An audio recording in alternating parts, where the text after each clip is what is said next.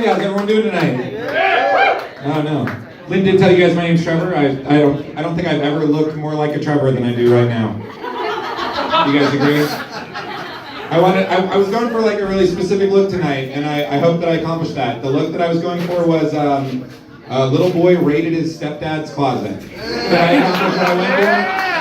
Cool. Awesome. Lynn did tell you guys my name is Trevor. I've actually never really liked my name. That's because every other dude named Trevor I've met was a douchebag. And I'm just not interested in that kind of self-reflection, you guys. It's honestly so bad that I kind of wish that I could Highlander every other Trevor I met. It's like I pray for the Trevor quickening so that one way or the other, there can be only one. I didn't actually expect you guys to laugh at my 20-year-old Highlander jokes. That was actually supposed to be like a really teachable moment. I was supposed to point out to you guys that I'm here as a comedian tonight. And what I came to do was to tell jokes. And I'm going to do that. And really none of you can stop me. And you guys came out to a comedy show tonight, which is awesome. But as such, I would encourage you to seize the initiative. Carpe that diem. And laugh a whole lot at all of my jokes. Can we do that? Yeah! Awesome. Before I go too much farther, I do need to give you guys a parental advisory. The advisory is that I am a parent. And at some point I will be talking about my kids tonight. And I've been doing comedy for long enough to know that like some crowds find that a little bit like unrelatable, perhaps uncomfortable. If you fall into that camp, I have a little bit of advice for you. And that is, anytime I bring up my kids, just imagine that I'm talking about a dog. I say that because I've known a lot of people throughout my life who are like, you know, man, I just don't think I want to have kids. I don't want that kind of responsibility in my life. I want to be free to do what I want, when I want to do it. But then a lot of these are the same people who go out and they adopt dogs. And they become the type of people who are like, hey man, I know we were supposed to meet up for lunch, but I just found out that I need to express my dog's anal glands. So I'm not going to be able to meet you. You know, a lot of these dog people also become the same people who are like, I was totally going to make it out to your comedy show tonight, man, but I heard there was supposed to be a thunderstorm. So I just needed to stay at home and hold on to my puppy for the next 4 to 5 hours. You understand? No, but seriously, I appreciate it so much that everyone came out here tonight. Give it up for yourselves. That's amazing.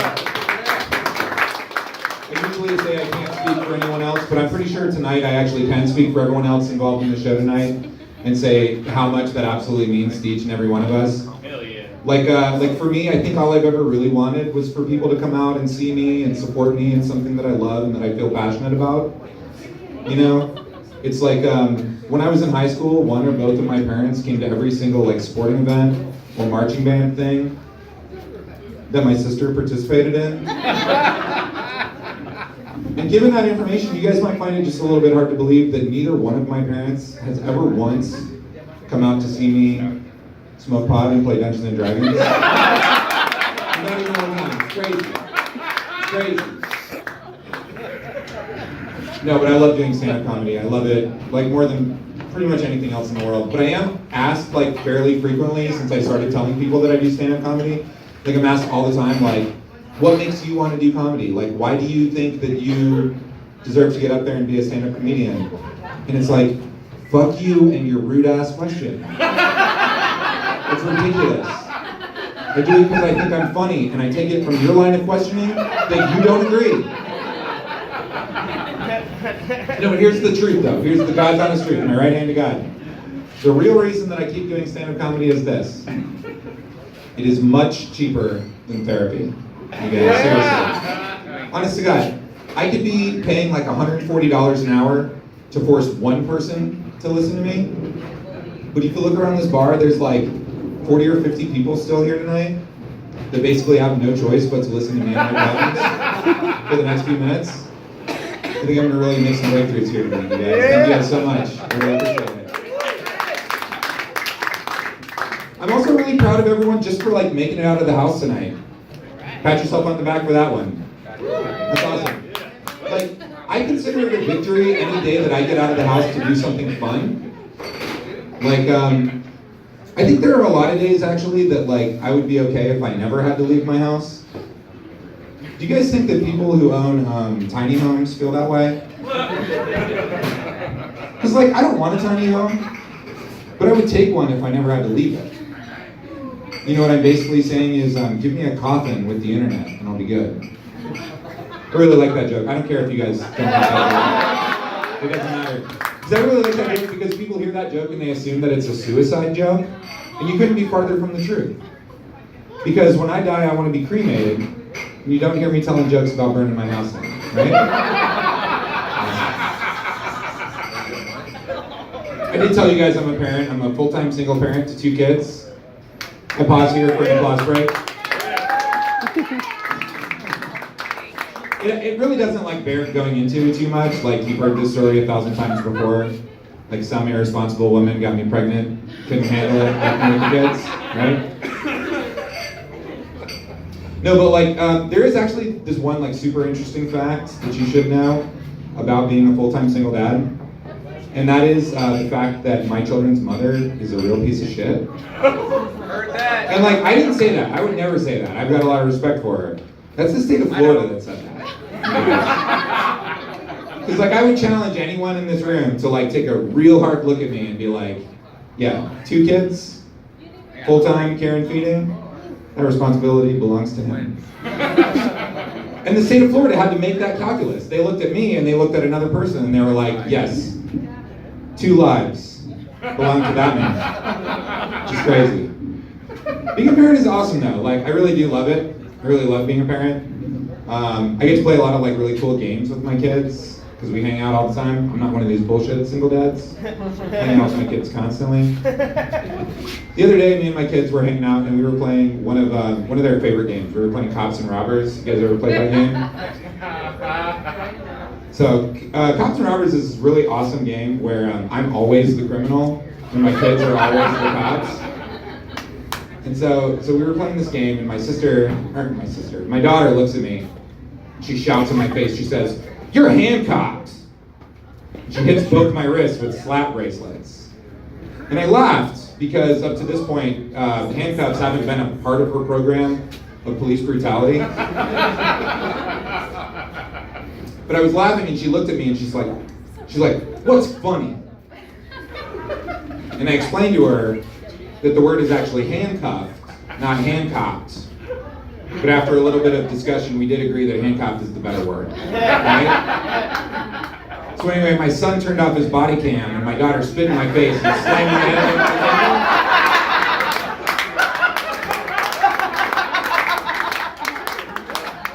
I'm just proud of myself as a parent. It's like I'm teaching my kids about the justice system at a very early age.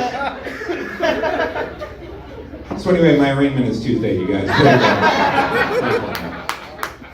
You know, my oldest child, my daughter, she's 5 years old. She actually started kindergarten this year. Do we have any other parents in the house? Give it up for parents. Woo!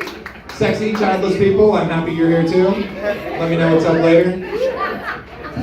No, but like I said, my daughter started kindergarten this year, which is exciting and scary and a little bit confusing. You know, I've got a lot of emotions as a parent. But probably the most confusing part of it was a couple months ago, I had to go to the back to school night, like open house thing. And I was just really confused because like, I haven't been back to school since I dropped out of college. But we went anyway, and like, I gotta tell you, I didn't think it was the sort of thing that I was gonna like wanna hang around at. I figured we'd go, we'd meet the teacher, we'd leave, and we'd be done. They actually had to kick me and my daughter out. They were like, "Sir, tonight is a school night. You know, like, you need to get home." Because what I didn't know going into back to school night is I didn't know that it was gonna be such an awesome opportunity for me to cruise on single moms. And like, I don't want you to get the wrong idea. I don't want you to get it twisted. I have 2 kids. I'm not at all trying to have more kids. What I am trying to do is I'm trying to find a babysitter that I can sleep with sometimes. And you guys can think that like I'm being a scumbag all you want. I think this is making me a better father, you guys. Because like, guess who's been to every single PTA meeting this year? That's me. I'm organizing the bake sale at my kid's school. That's how dedicated I am. I know the election was just a few weeks ago. I've already started my campaign. Next time around, vote for Trevor Post, Manatee County School Board. Vote for me, ladies. That's all I'm saying. Do that. Victory. Yeah. 4 more years. Okay.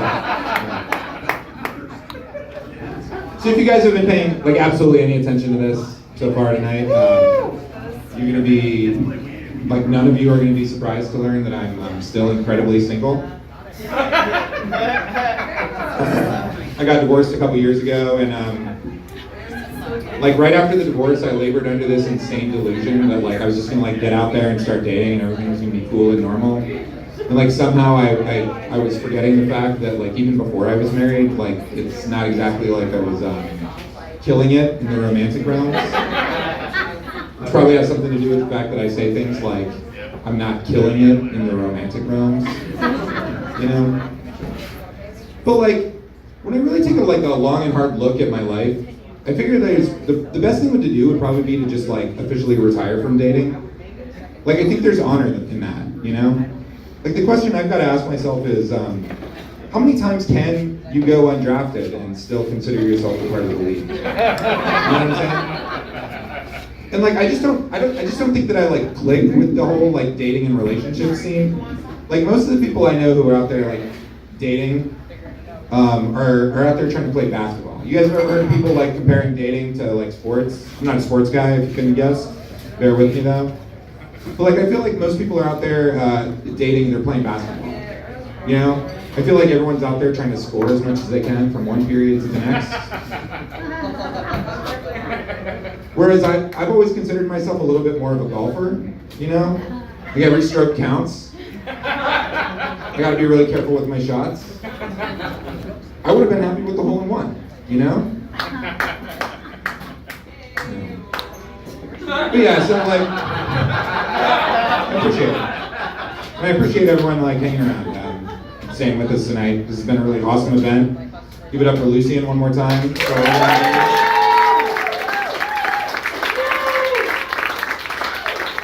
it up for everybody who brought toys for Toys for Tots. That's really incredible. I'm so happy to be part of something like so like charitable and giving.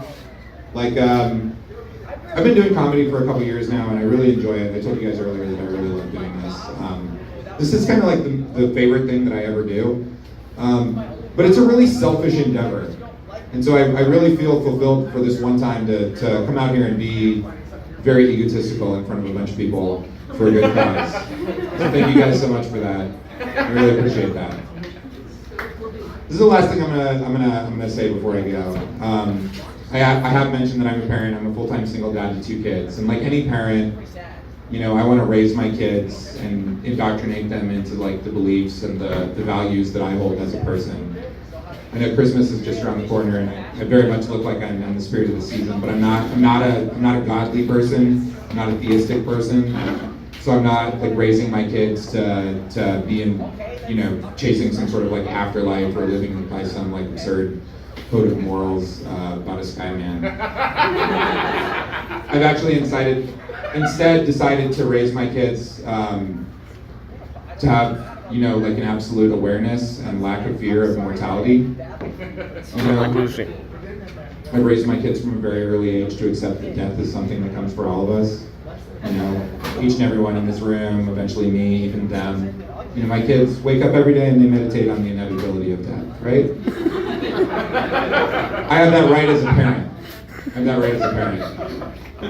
So in keeping with that belief, it's been my fantasy for some time to go to a shelter one day with my kids and adopt like a middle-aged, mid-sized dog. And we'd bring the dog home, and my kids would learn about companionship and responsibility. And God willing, in a few years that dog would pass away, and my kids would learn like a very concrete and teachable moment about death, right? Totally normal up to this point. Except for the fact is that circumstances in my life has just never really allowed me to adopt a dog. And so last Christmas, the big gift for my kids was I went and I got them a fish tank. And I figured that while goldfish death was a lot less impactful than golden retriever death would be, it was maybe something that we could build on. But I had never owned a fish tank before. So there was a lot I didn't know going into it. And the first time that we cleaned the fish tank, because these things require quite a lot of maintenance, the first time we cleaned the fish tank, I did a couple things out of order and we ended up killing one of the fish. And so after we were done, like putting all the like Ariel and Sebastian and all the other bullshit back in the thing, I very calmly looked at my kids and I said, look kids, this is exactly what I'm always telling you about. Like eventually all things will crumble away till dust in the wind. And this fish is expired. And so they did rock, paper, scissors to see who got to use the green net to fish it out and take it to the bathroom where we could give this thing its final rites. And it's at this point in the story that I got to tell you guys that I'm also a little bit of like an eco warrior. I'm saving the planet one flush at a time. And what I mean to say is that when we were giving this goldfish its funeral, my toilet had recently been used. Right? The fish was not the only thing golden. Okay? So me and my two small children were standing in this teeny tiny teeny tiny bathroom. And we plopped the fish into the golden, briny waters of the toilet. And I've never seen a fish more alive in my goddamn life, you guys. Than the second this fish hit the urine waters in my toilet. And so, like, my kids are screaming their heads off, which means I'm screaming my head off. I get down on my knees, I stick my fingers in the pee-pee waters in my toilet. And I fish, no pun intended, this poor creature out of the toilet.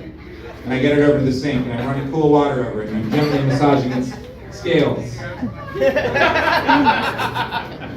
And after a couple minutes, my children have stopped screaming, which means that I've also stopped screaming. And we've all calmed down a little bit. And so they play rock, paper, scissors one more time to see who gets to use the green net to reintroduce the fish back to his fellows, you know? And the fish doesn't miss a beat. The fish drops right in like, I am Jesus of Nazareth,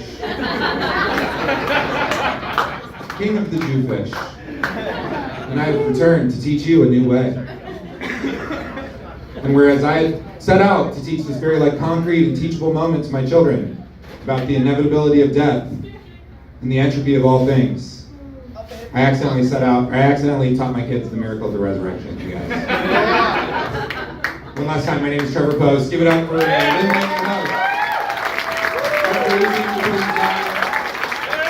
Give it to Brewlife for having us. Thank you guys so much.